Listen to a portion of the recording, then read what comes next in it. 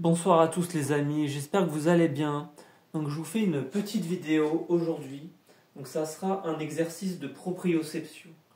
Donc ne l'oubliez pas, la proprioception, une définition simple, c'est une excitation du corps par rapport à lui-même. Et on rappelle que les plantes ont une proprioception, elles détectent la présence d'une personne. De la même manière, les animaux ont une proprioception. Et vous vous rappelez que l'animal terrestre le plus rapide de la Terre, c'est le guépard. Le mammifère terrestre le plus rapide de la Terre, c'est le guépard, qui fait 112 km/h. Et que si je prends un chat, comme celui-ci, et que je le jette du haut d'un toit, le record du monde, c'est 147 mètres. Le chat, il fait une chute de 147 mètres, et ça, c'est un record qui nous vient de New York.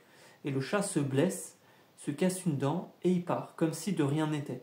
Ça veut dire que c'est la souplesse qui donne la résistance au corps, et en aucun cas la rigidité. Et comme tout n'est jamais aussi simple, il faut être souple, mais pas trop. Il faut être stable plutôt. C'est la différence, il faut être stable. Et donc il faut être stable, mais mobile en même temps. Et donc pour travailler cette stabilité, il va falloir travailler en gainage. Et donc regardez la vidéo que je vous ai faite sur le gainage et rappelez-vous qu'il faut aller vers la verticalité progressivement. Donc likez, partagez, abonnez-vous à la chaîne, d'accord? Je vous mets ça là, tant que j'y pense.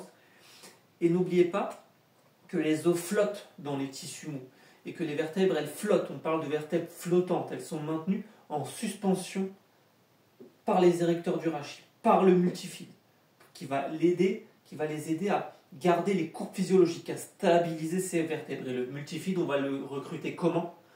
Par le gainage, en engageant le périnée et le transverse en même temps, parce qu'il est synergique. Le transverse est synergique avec le périnée et le multifide. Et ces trois-là se coordonnent pour faire ce qu'on appelle l'ajustement postural anticipateur. Et donc si j'ai pas ça, j'ai rien, c'est un prérequis, peu importe la pathologie.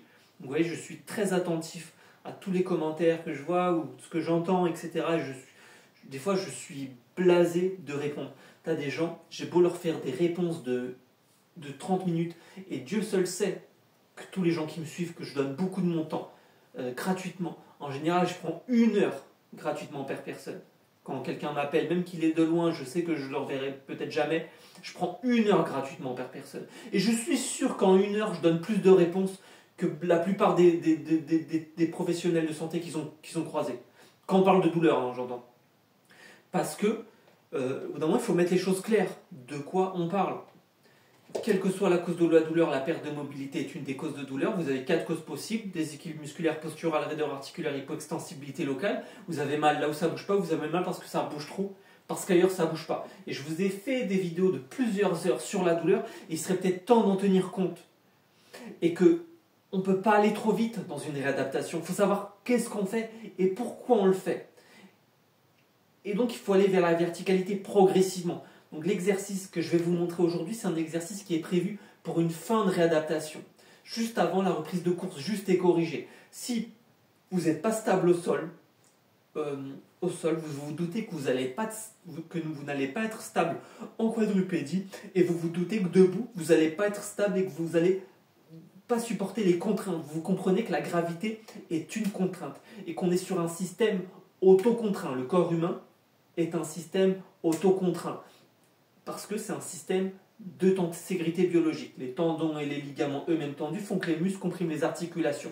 Et donc vous êtes sur des muscles, des couples de force, moteur-frein, agoniste-antagoniste, qui se coactivent. Vous êtes sur des muscles principaux, des muscles synergistes. Et quand les muscles principaux ne marchent pas, les muscles synergistes prennent le relais. Vous êtes sur des chaînes qui marchent ensemble pour stabiliser les articulations. L'adducteur stabilise la hanche, le psoas stabilise la hanche, le quadriceps, etc. va être aussi un fléchisseur de hanche, comme les carrés des lombes et le psoas. Les lombaires, c'est pas le dos, c'est le muscle le plus profond de l'abdomen, et vous allez toujours avoir cette notion essentielle, une notion qui n'est pas prise en compte. Je suis désolé, c'est pas pris en compte, je ne comprends pas, ça me dépasse, que vous êtes sur cette notion de noyau. Ici, vous avez votre noyau, parce que le centre de l'équilibre humain, il est au-dessus du nombril. Et on est sur un système de gravité, de tenségrité. Et donc, il faut essayer de stabiliser un maximum ce ventre. Ce ventre qui précontracte avant que j'élève mon bras ou mon pied. le transverse qui est synergique avec le périnée et le multifide. Et on l'a dit, le multifide, quand il ne va pas, il peut carrément désaxer les vertèbres et faire des potentielles hernies discales. Donc autant les abdominaux en irradiation font des barres horizontales, le psoas fait des barres verticales, le multifide, lui, fait des fausses coccygodinies. Et le psoas empêche la bascule du sacrum quand il est trop raide. Donc je vous ai fait 2 vidéos sur le psoas. D'accord? Je vous ai fait une vidéo sur le fessier, je vous ai fait une vidéo sur les adducteurs, je vous ai fait une vidéo sur le dos, je vous ai fait une vidéo sur le cou, sur l'épaule, sur le pied. Au bout d'un moment, il serait temps de faire ce puzzle. Il serait temps de faire ce puzzle. Donc, vous vous doutez que faire un exercice debout, si on ne sait pas comment on compense, on prend le risque de majorer le déséquilibre parce qu'on marche déjà avec des compensations et qu'il y a des prérequis à avoir. Il faut aller vers la contrainte progressive, il faut la doser. Et quand on est désadapté à l'effort, parce qu'il y a une douleur, on a oublié le schéma moteur. Et donc on ne peut pas aller trop vite. On ne peut pas aller trop vite dans le dosage de cette contrainte, dans la complexité du mouvement qu'on cherche à exécuter. Et donc il faut adapter l'exercice. Et ça, il n'y a que vous qui pouvez le faire. Donc il faut travailler votre réflexion. Il faut travailler votre réflexion et on ne peut pas se soustraire à des tests orthopédiques et je suis désolé, ils ne les font pas à un moment. Ils ne les font pas. D'accord? Moi, je parle pour moi. Pour mon cas, j'ai vu 8 cabinets de kiné, il n'y en a aucun qui fait les tests orthopédiques que je fais tous ensemble. Ils vont faire, lui va en faire un, lui va en faire un, lui il en fait un.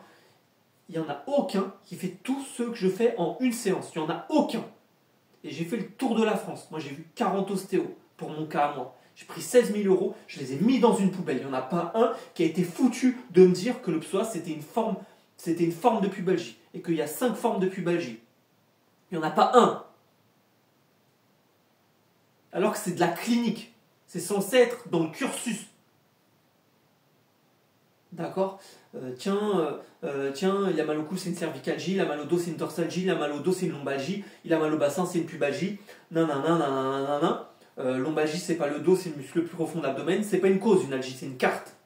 C'est un déséquilibre musculaire ou postural, une raideur articulaire, une hypoextensibilité locale. Quelle que soit la cause de la douleur, la perte de mobilité est une des causes de la douleur.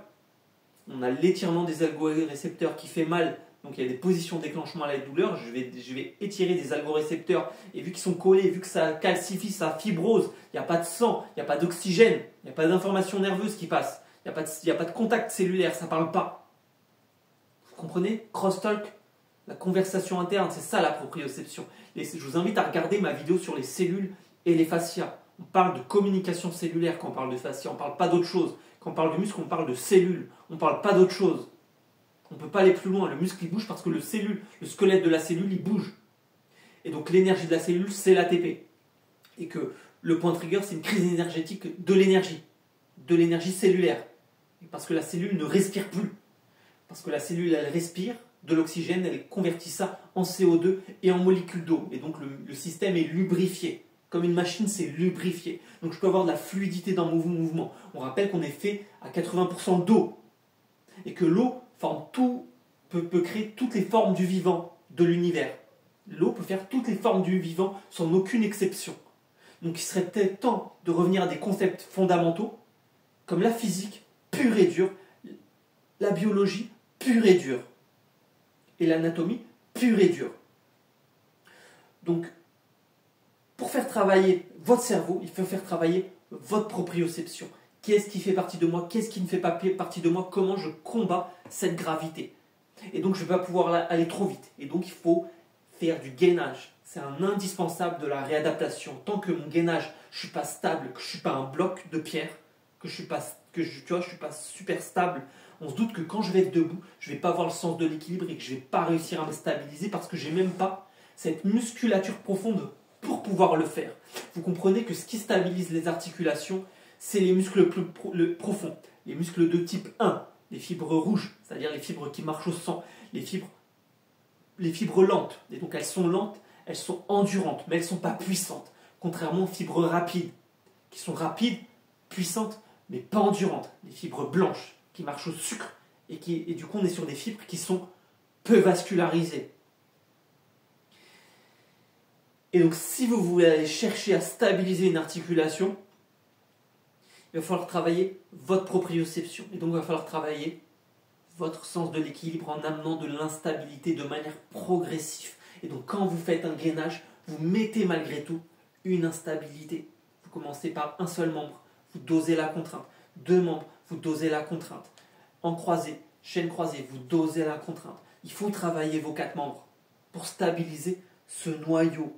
Le centre de l'équilibre humain, il est ici, au-dessus du nombril. Vous avez un caisson pneumatique. Le diaphragme, il descend. Il fait son rôle de piston. D'accord? Si vous n'arrivez pas à gérer la pression intra-abdominale, compression discale, je ne peux pas récupérer mon fessier, ma jambe va passer en arrière, je m'enroule thoraciquement, la tête elle part en avant pour se mettre au-dessus du bassin, qui part en avant, mes ischio-jambiers se rétractent, mes lombaires ils prennent dans leur gueule, je perds ma position neutre, j'efface ma cambrure lombaire, hypotonique, hypotonique, hypertonique devant, érecteur du rachis hypertonique, parce que ma chaîne antérieure, elle arrive profonde, elle n'arrive pas à s'engager correctement. Et donc ma chaîne postérieure, elle devient ultra déficitaire. C'est-à-dire que quand il y a une chaîne qui ne va pas, vous êtes toujours sur des couples de force. Vous vous rappelez agoniste, antagoniste, moteur, frein, psoas fessier, biceps, triceps. Et donc vous avez cette histoire de coactivation. On ne peut pas travailler en isolation réellement. On peut travailler en sensation du mouvement. Et c'est pour ça que je vous dis toujours, la base de la réadaptation, les premières contractions, c'est les contractions isométriques, les contractions antalgiques par essence, les contractions sans mouvement. Pour me rappeler, contracte, relâche, contracte, relâche. C'est encore une fois une forme de gainage, vous comprenez? On est sur une contraction isométrique malgré tout. Et donc une fois que vous êtes stable, que vous avez assez, vous êtes OK au niveau stabilité au sol, quadrupédie, etc., vous allez pouvoir amener de plus en plus de dynamisme et de plus en plus de vitesse, et du coup faire un mouvement qui nécessite encore plus de contrôle. Et donc la gravité, il faut s'en servir avec nous et pas contre nous. Elle combat déjà contre nous, c'est pour ça qu'on a mal. D'accord? Donc cet exercice, c'est un exercice excellent, c'est pour ça que je vous le montre, mais c'est un exercice qui est en fin de réadaptation. N'oubliez pas ça. Et donc, toujours pour faire travailler votre hémisphère gauche, hémisphère droit, etc., vos neurones miroirs. D'accord? Donc vous mettez un pied comme ça, vous regardez droit devant vous, rappelez-vous que le regard porte là où vous voulez aller, et vous descendez doucement. Hop, et vous descendez doucement, hop, et plus vous allez le faire, plus vous allez être fort, plus vous allez descendre bas, jusqu'à pouvoir toucher le sol avec vos mains. Moi, j'y arrive pas, mais voilà. Hop, c'est comme un squat, mais sur une jambe. Et là, vous travaillez à mort votre sens de l'équilibre. Hop, vous allez chercher vraiment vos muscles profonds. Hop, vous travaillez jusqu'à l'échec. Vous changez de jambe. Hop, vous changez de jambe. Hop, hop. Donc si ça tremble, c'est qu'il y a faiblesse. Et là, vous allez travailler votre proprioception. Hop, vous allez jusqu'à l'échec. Une fois que ça s'est intégré, vous savez, vous êtes stable, vous arrivez à toucher le sol comme ça, vous êtes un bloc. Sur une jambe, vous arrivez à toucher le sol. Donc là, ce que vous faites, c'est, vous mettez comme ça, vous penchez en avant doucement, vous décortiquez le mouvement, hop, vous remontez doucement, ici.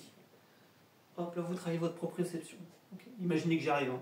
Hop, hop, là vous travaillez votre proprioception. Vous changez de main, hop, hop. J'ai mal à la jambe, j'y arrive pas. Hop, là vous travaillez votre proprioception, vous comprenez? Hop, hop, vous vous penchez, c'est que vous qui vous penchez. Hein. Hop, vous changez de jambe. Hop, et pareil, devant, à droite, à gauche. Vous gardez le pied tout le temps en l'air, hein. Je le fais parce que j'ai mal à ma jambe, mais vous le faites. Si vous y arrivez, hop, hop, vous comprenez? Et là, ça fait travailler votre spatialisation, où je suis dans l'espace. Ça fait travailler votre plasticité, votre sens de l'équilibre. Une fois que ça s'est intégré, comptez 1 mois et demi, 2 mois, le temps d'un ancrage cortical. 3 mois seulement pour que ça soit visible à l'œil nu en termes de musculature.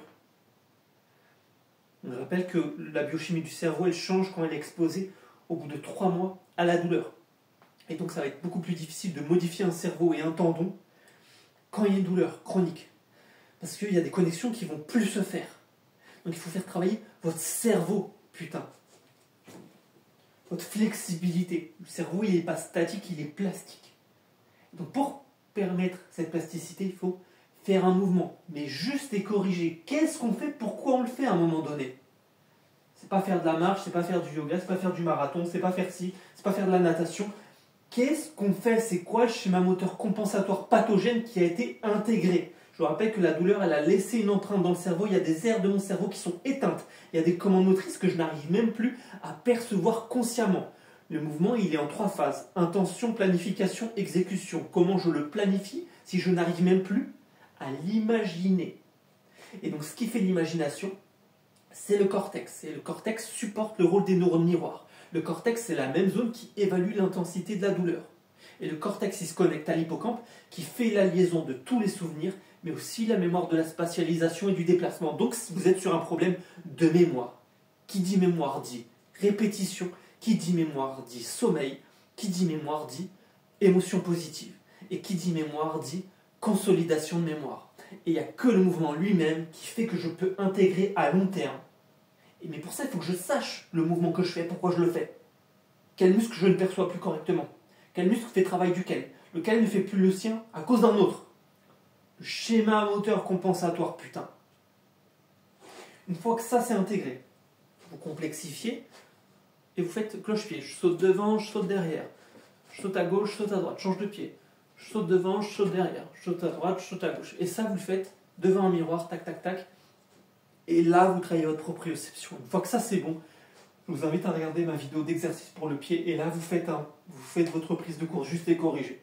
Mais cet exercice-là, vous ne le faites pas tant que vous n'arrivez pas à faire des gainages au top. Vous n'avez pas un contrôle postural au top, un transverse, un périnée au top, un verrouillage pubien au top, que le bassin n'est pas assez stable, que vous avez un squat et un deadlift au top, shoulder press, etc. Vous avez repris de la stabilité. Pour pouvoir faire face à cette gravité une fois debout, il faut aller vers la verticalité progressivement. Il faut doser la contrainte, ni trop, ni pas assez. Et donc vous allez par palier. On mobilise, on active, on intègre. On ne peut pas faire un mouvement dynamique et vite et rapide tant que je ne suis même pas stable et que j'arrive même pas à être endurant. Donc au lieu de penser en termes de force, pensez en termes d'endurance et de contrôle.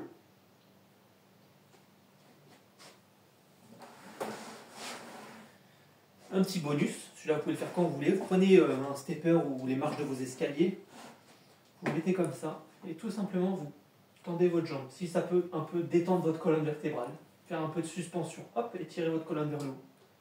Donc celui-là il est con, si ça peut vous aider, vous le faites. Hop, regardez ça, étire votre colonne vers le haut. Tout simplement. En même genre, je suis comme ça. N'hésitez pas, vous voyez, je suis comme ça, hop, je la mets ici. Et là vous regardez si ça tire votre colonne vers le haut. Donc là je le pose très doucement. Et je change de jambe. Là vous regardez si ça tire votre colonne vers le haut. Vous faites comme ça et vous prenez appui. Regarde, et là je pose ma main. Et là vous prenez appui. Et vous regardez si ça étire votre colonne. Donc ça, si ça vous fait du bien, vous le faites.